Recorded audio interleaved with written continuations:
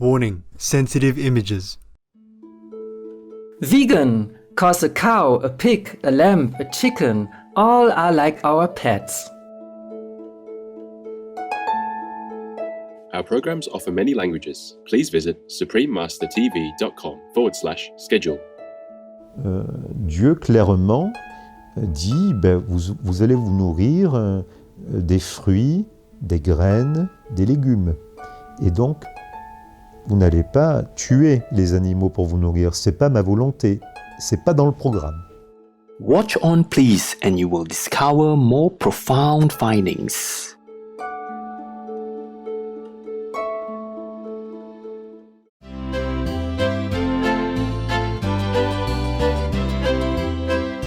Moyenne, graceful viewers. Moyenne means hello in Luxembourgish, the national language of Luxembourg. I'm Leo. The sincere people of Luxembourg wish you and your loved ones to be in God's loving embrace always.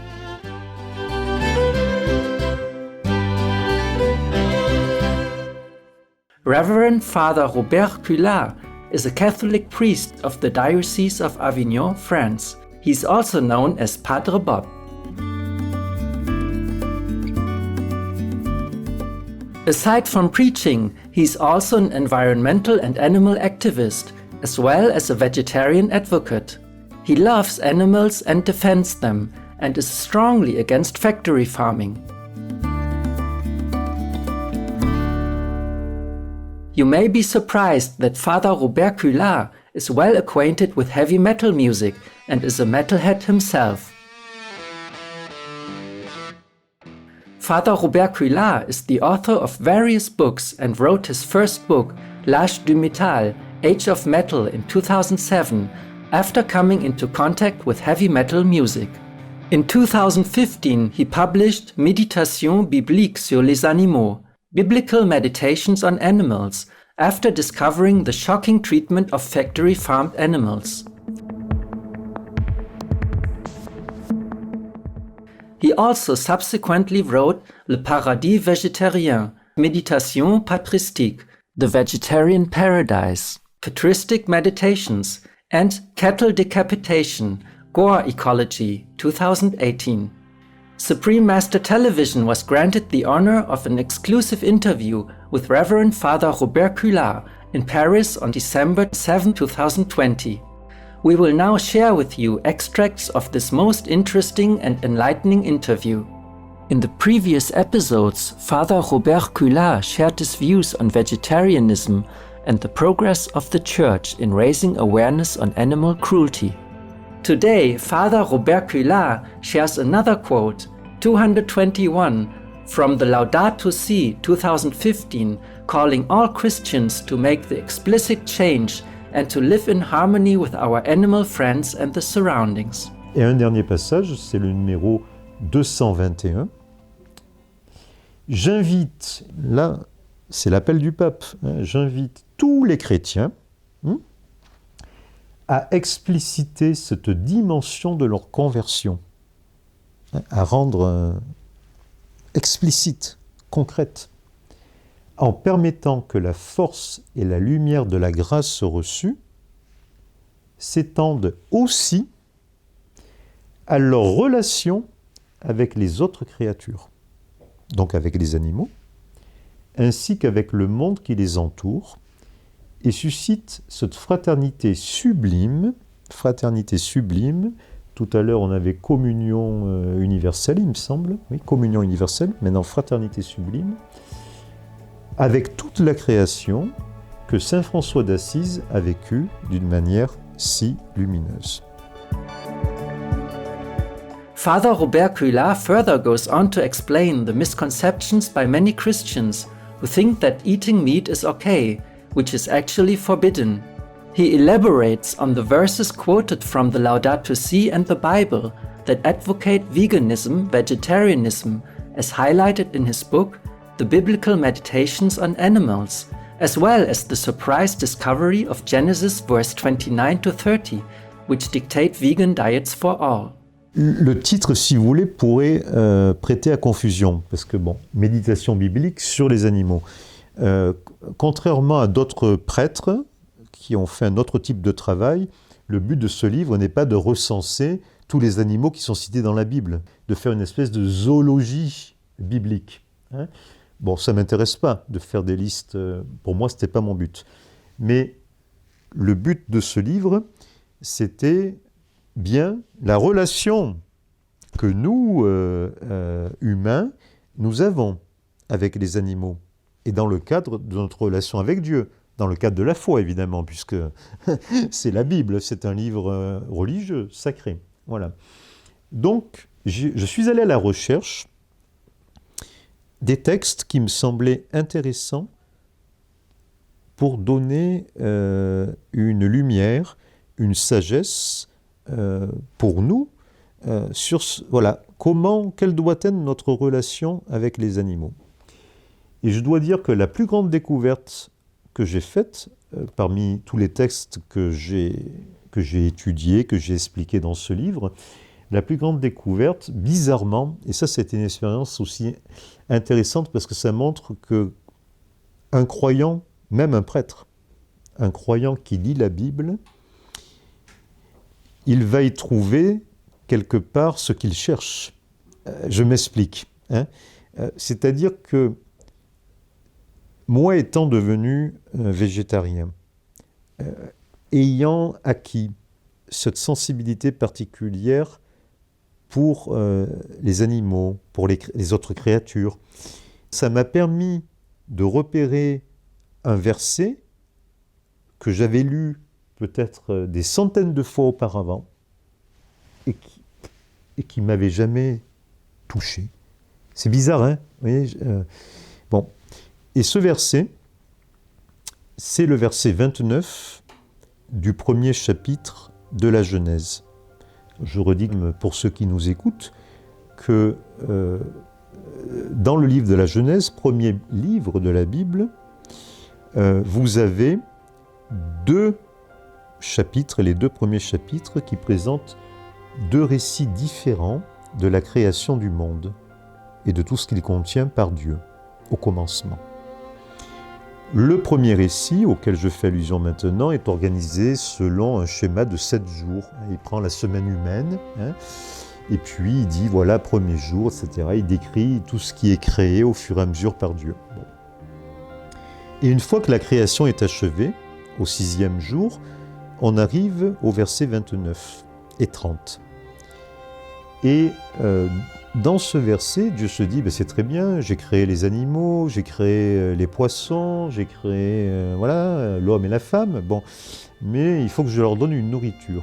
Là, on voit que dans ces deux versets que Dieu donne autant aux animaux qu'à l'homme et à la femme un régime qu'aujourd'hui, avec les mots d'aujourd'hui, évidemment la Bible n'a pas ces mots, ce serait un anachronisme, mais aujourd'hui on appelle ça un régime végétalien.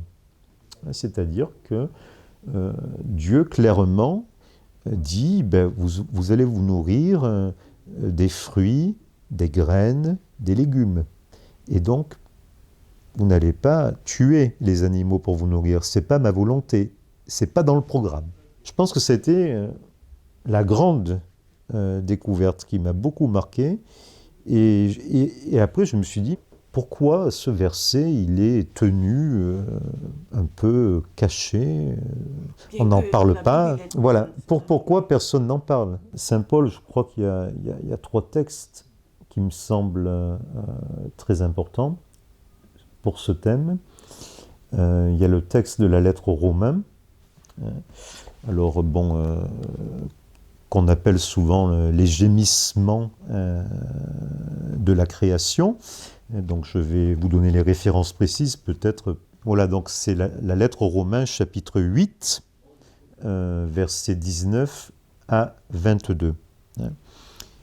Et là, en effet, il y a l'idée très belle chez Paul que le salut apporté par le Christ est cosmologique. C'est-à-dire que finalement, c'est le salut de toute la création, hein, et pas seulement de l'homme et de la femme. Parce que si vous voulez, classiquement dans la théologie chrétienne, et là il y a une logique évidemment, les animaux n'ont pas péché. Les animaux sont innocents. Hein? C'est uniquement l'homme et la femme qui pêchent, qui ont péché.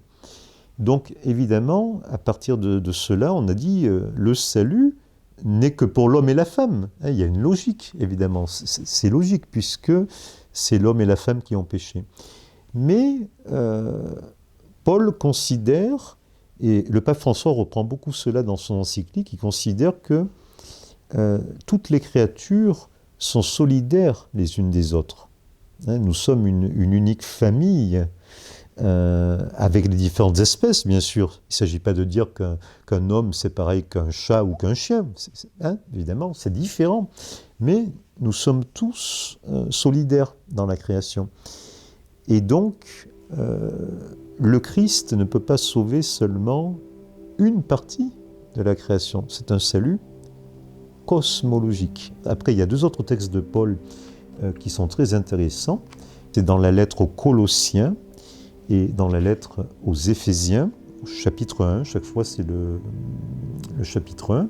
Donc, je vais lire un passage. Là, on est dans la lettre aux Éphésiens, chapitre 1, verset 10. Et voilà ce qui est dit. Dieu projetait de saisir l'univers entier, vous voyez, comme c'est pas seulement l'homme et la femme, l'univers entier, ce qui est au ciel et ce qui est sur la terre, en réunissant tout sous un seul chef, le Christ. Et si on prend la lettre aux Colossiens, c'est encore plus fort ce qui est dit. Parce que dans la lettre aux Colossiens, donc chapitre 1er, je vais d'abord commencer par le verset 16.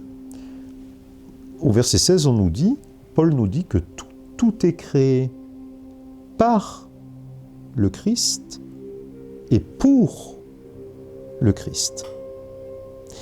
Et la fin de cet hymne dans la lettre aux Colossiens, Dieu a voulu que dans le Christ, vous voyez, toujours dans le Christ, toute chose, tout, hein, pas seulement l'homme et la femme, et son accomplissement total. Il a voulu tout, hein, à chaque fois, il insiste toujours sur tout, réconcilier par lui et pour lui sur la terre et dans les cieux, vous voyez, c'est très large, hein, en faisant la paix par le sang de sa croix. Voilà, donc on voit bien que le sacrifice du Christ, pour Paul, ne concerne pas seulement le salut de l'homme et de la femme, mais il concerne le salut de tout le créé, de toute la création. Évidemment, c'est beaucoup plus beau, c'est une très belle vision. Et le pape François, donc je vais vous le citer parce que je pense que c'est intéressant de le citer, reprend dans son encyclique Laudato Si, il reprend donc l'idée de la finalité. Vous vous rappelez, je disais tout à l'heure, traditionnellement, c'était la doctrine classique de dire les animaux ont été créés pour l'homme. Hein, et on retrouve encore ça dans le catéchisme officiel de l'Église catholique. Hein, c'est encore dit comme ça. Hein. Mais je crois que le pape va plus loin. Il fait avancer cette doctrine en conformité avec saint Paul, parce que voilà ce qu'il dit. La fin ultime des autres créatures, ce n'est pas nous.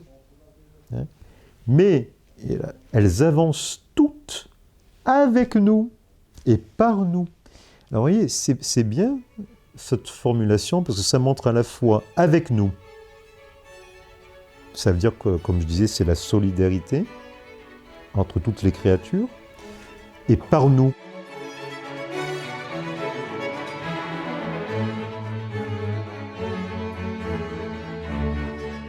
Uplifted viewers, thank you for your company for today's Reverend Father Robert Cullard, vegetarian, Voice of Awakening for the Animals, Part 3 of 4 on Words of Wisdom. Please join us again tomorrow for the last part of this program. Coming up next is Yuri Gagarin, the first human in space, part 1 of 2, right after Noteworthy News. May God's infinite light forever embrace you and your loved ones. Vegan, let's prove that we really want to save the world. Our programs offer many languages. Please visit suprememastertv.com/schedule and suprememastertv.com/WOW. Nos programmes offrent plusieurs langues. Veuillez visiter suprememastertv.com/schedule et suprememastertv.com/WOW. Nuestros programas ofrecen varios idiomas. Visiten suprememastertv.com/schedule y suprememastertv.com/WOW. 番組は多言語放送です。放送予定は suprememastertv.com/schedule そしてsuprememastertv.com/WOW